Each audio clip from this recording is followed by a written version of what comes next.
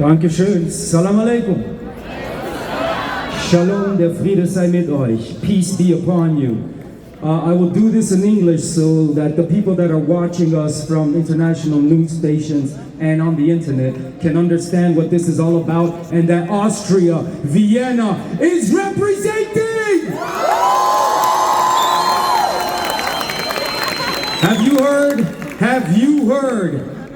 In some countries of the European Union, taking part in a rally for peace in Palestine, voicing your opinion for Palestine, showing a Palestinian flag, or even showing sympathy for the dead can have you arrested and give you a whole lot of wahala.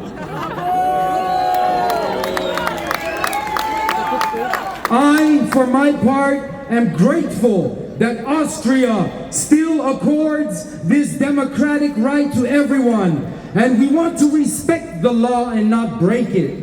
We don't want to break anything. If there is anything I would like to break, it would be to break apartheid!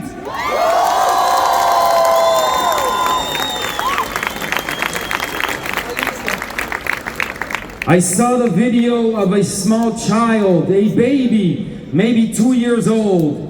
He was sitting on a bed inside the emergency unit of a hospital in Gaza. The little one was shaking all over. A doctor was trying to calm him down and was asking what happened. You see, the child was brought in after an explosion near its home had awakened it from its sleep. He was unable to regain control over his own body. The doctor put his arm around the child, and almost instantly, immediately, the tears started pouring out of the child's face. The little one began to cry bitterly. How do you tell such a story without being labeled as a terrorist? Since the beginning of this last murderous chapter of the conflict, more than 1,600 children have been killed by Israel's carpet bombing of Gaza. The number of bombs that have been dropped on Gaza in 6 days amounts to the number America has dropped on Afghanistan in 1 year. There are more than 1 million children in Gaza. They have never had a day of freedom and peace in their life, but have lived under constant occupation since birth.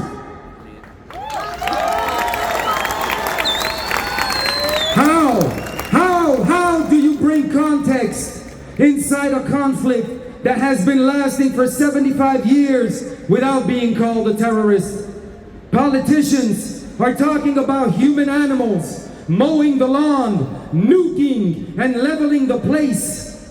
The absolute disconnection from the reality of Palestinian humanity and the dehumanization and uncontested collective punishment of a civilian population becoming the norm in mainstream media is frightening.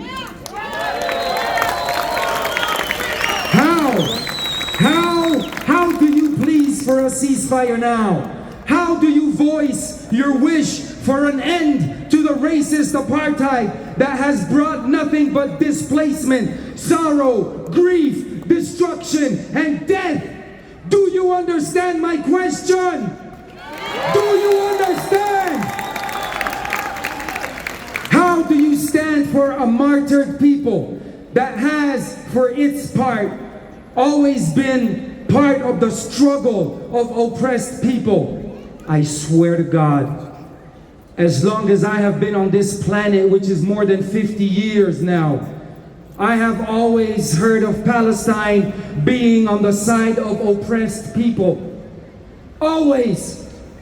How can we not stand next to Palestinians, a martyred people that has stood next to the South African black indigenous population when it was fighting against a racist, brutal, and murderous European apartheid regime?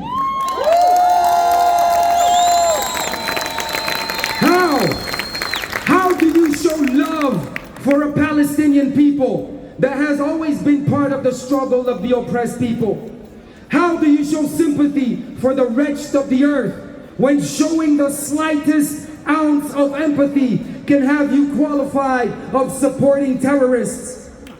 What my short time on the face of this planet has taught me, this European Union does not care about the plight of the people of the Democratic Republic of Congo, where I come from. They don't care. We have a Holocaust that has already produced more than 6 million deaths. They only care about the flow of resources that leaves the Democratic Republic of Congo and comes to Europe. That's all they care about. So, to come to the end, I am aware of the silence around the Democratic Republic of Congo and our genocide. I am aware of the silence and the silencing that is going on. This is why my support for the people of Palestine cannot be silent, but vocal and visible.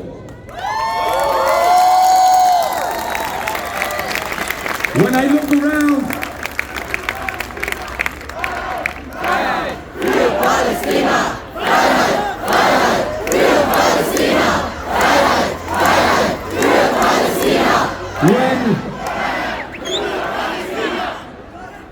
you make yourselves and the people in Palestine proud. Thank you. So, to finish this off, my support for the Palestinian people has to be vocal and visible. Will they call us all terrorists?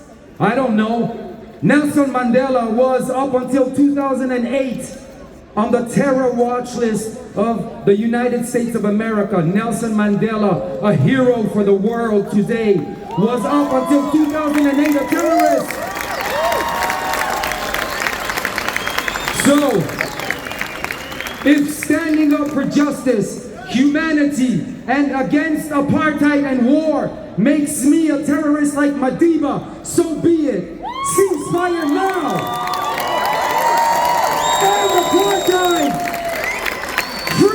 Free Palestine! Free Palestine! Free Palestine! Free Palestine! The victory will be ours. Thank you.